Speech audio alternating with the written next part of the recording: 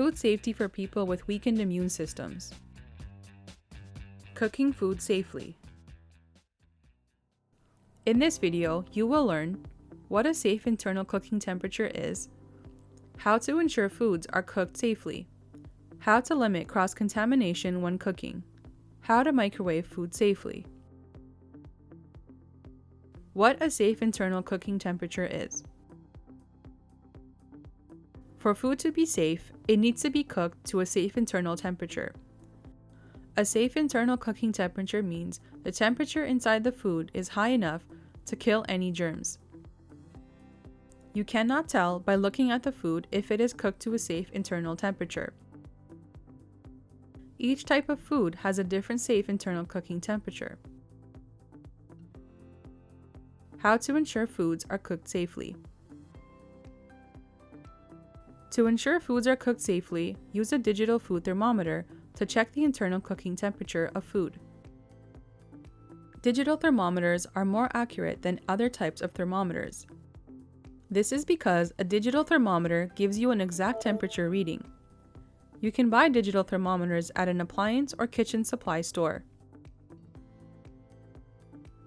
Make sure to clean the digital thermometer with soap and water after each use.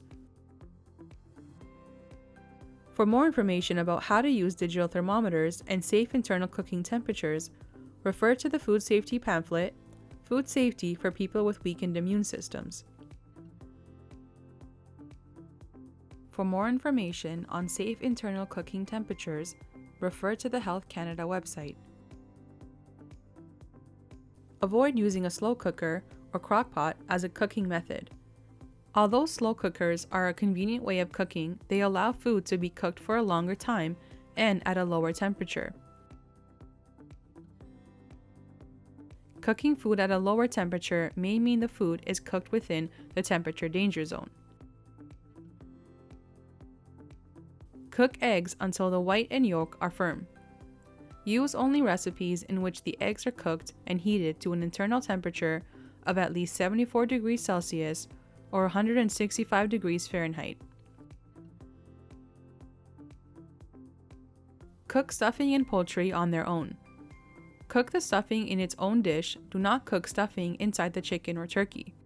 Ensure the safe internal temperatures of each food is reached. How to limit cross-contamination when cooking. To limit cross-contamination, put cooked food on a clean plate. Do not put cooked food on the same plate that was used to prepare the raw food. Use separate dishes and cooking utensils for raw and cooked food. Use a clean spoon or fork each time you taste any food during the cooking process. For more information, watch the video, The Temperature Danger Zone.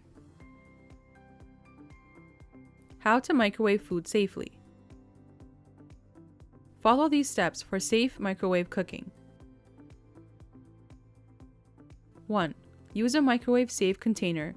Check your dishware to know if it is microwave safe. You can find this information on the bottom of the dish. 2. Stir and turn food many times while cooking to ensure it cooks evenly. 3. When food is removed from the microwave or oven, it retains heat. This heat continues to cook food for a few more minutes. This is called the standing time.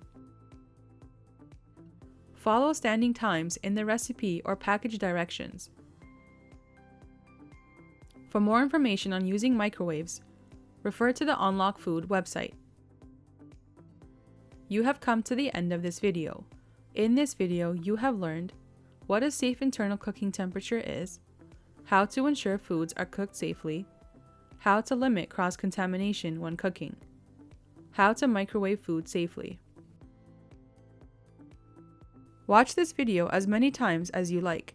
For more information, refer to the pamphlet, Food Safety for People with Weakened Immune Systems.